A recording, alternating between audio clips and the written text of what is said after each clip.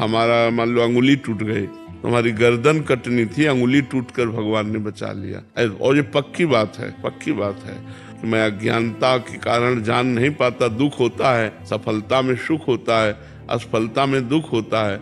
तो असफलता जनित दुख देकर कोई बहुत बड़े दुख से मुझे बचा लिया भगवान ने। सफल होते तो अभिमान आ जाता, भगवान ने अभिमान से बचा लिया।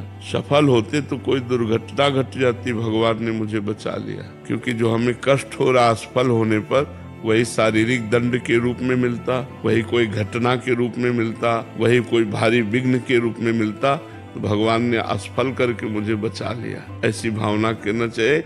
आगे प्रयास करें क्या? हाँ, प्रयास करना चाहिए, फिर प्रयास करना। असफलता हमें विजय की तरफ बढ़ाती है।